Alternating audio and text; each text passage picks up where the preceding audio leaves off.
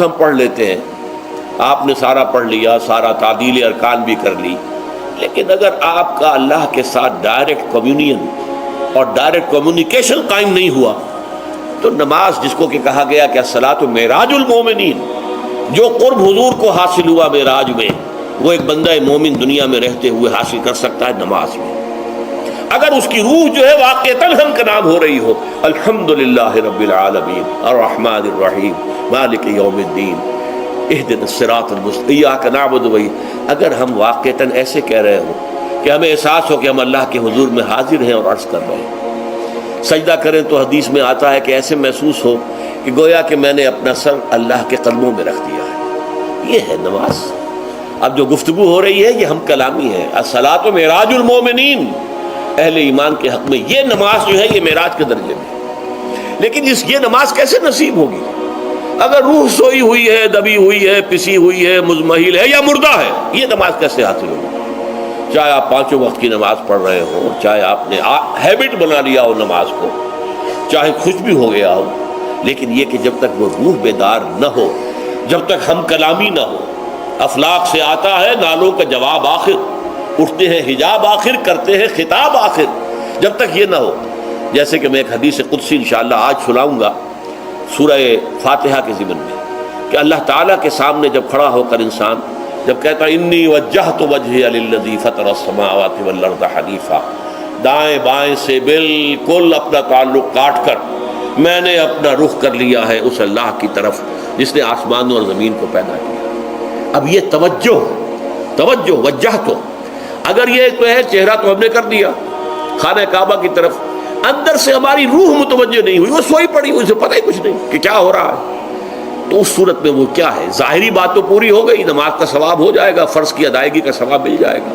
لیکن وہ اصل نماز تو حاصل نہیں ہوتی۔ یہ ہے وہ بات کہ وَإِذَا سَأَلَكَ عِبَادِي عَنِّي فَإِنِّي قَرِيبٌ، اے نبی جب میرے بندوں کی روحیں بیدار ہو جائیں،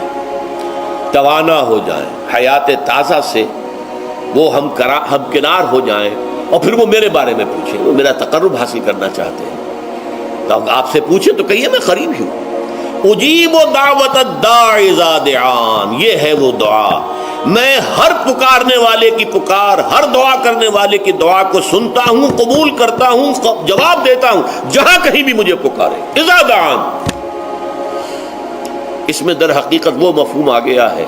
there and then where ever، آپ اپنے گھر میں ہو کر پکاریں اللہ کو، آپ بستر پر لیٹے ہوئے پکاریں اللہ کو، الذین یذکرون اللہ قیاما وقعودا وعلی جنوبہم، ہاں ٹھیک ہے بعض مقامات بعض اوقات قبول دعا کے لیے زیادہ سازگار ہے،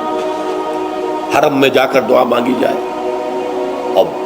منا میں عرفات میں خاص طور پر، جبل رحمت پر خاص طور پر، ملتزم جو ہے کعبے کا اس پر خاص طور پر، وہ ایام بھی ہے خاص، لیکن یہ نہیں ہے کہ بقیہ دنوں میں آپ کے اور اللہ کے درمیان کو بڑا فاصلہ ہے۔ یہ سارا دنیا میں مشرکانہ نظاموں نے تصور پیدا کیا، اللہ تو دور ہے دور ہے دور ہے دور ہے، پاک ہے پاک ہے پاک، تم ناپاک ہو ناپاک ہو ناپاک ہو، اور تم تو بڑی پستی میں پڑے ہو، تم اللہ سے براہ راست ہم کلام نہیں ہو سکتے۔ کوئی درمیانی چاہیے، کوئی لنکس چاہیے،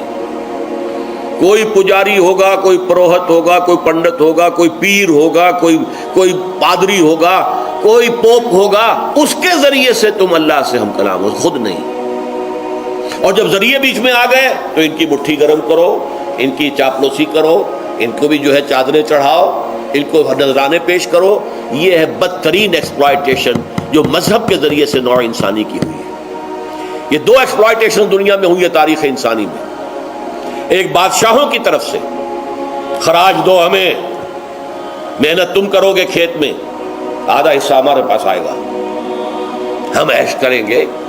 ہم سٹینڈنگ آرمیز رکھیں گے تاکہ ذرا تم بغاوت کرو تو تمہارا سر کچل دیا جائے۔ یہ ایکسپلائٹیشن بدترین، مانگنے والا گدھا ہے، صدقہ مانگے یا خراج۔ دوسری طرف ہم بادشاہ ہیں، ہم چندر بنسی سورج بنسی خاندان ہیں، ہم راجپوت ہیں، حکومت کرنا ہمارا حق ہے۔ اور یہ پنڈت پروہت جو ہے وہ بھی کہیں گے کہ ٹھیک ہے، نصف لی و نصف لک وہذا قوم جاہلون، یہ عوام جو ہے ان کا خون چوسو، ہمیں یہ نذرانے پیش کریں، بتوں کو آ کے چڑھاوے چڑھائیں اور تمہیں خراج دیں اور ٹیکس دیں۔ they are to be exploited. Exploit ہونا. اسلام نے آ کر دونوں کا خاتمہ کیا. کوئی ملوکیت نہیں. زکوٰۃ ہے تو غربا کے لیے، بادشاہ کے لیے نہیں ہے، یہ تو غربا کے لیے، لہذا کوئی ٹیکس نہیں. نمبر 2، اللہ سے ہم کلام ہونے کے لیے کسی دربان، کسی جو ہے پہرے دار کی مٹھی گرم کرنے کی ضرورت نہیں. جب چاہو ہم کلام ہو جاؤ. دل کے آئینے میں ہے تصویر یار، جب ذرا گردن جھکائی دیکھ لی. یہ تو تم ہماری طرف متوجہ نہیں ہوتے، ہم تو ہر وقت کہتے ہیں، ہر شب کو آخری لمحات جو ہیں، آخری جو گھنٹے ہیں رات کے، سمائے دنیا تک ہم نزول فرما لیتے ہیں تمہارے لیے. اور پکارنے والا پکارتا ہے، حل من مستغفر فاغفر له، ہے کوئی استغفار کرنے والا کہ میں اسے بخش دوں. حل من سائل فاعطیہ، ہے کوئی مانگنے والا کہ میں اسے عطا کروں. تم ہی سوئے رہتے ہو، الٹا غفیر رہتے ہو، تمہیں ہماری طرف توجہ نہیں ہے. اگر ہماری طرف متوجہ ہو جاؤ تو جیسے کہ اقبال نے کہا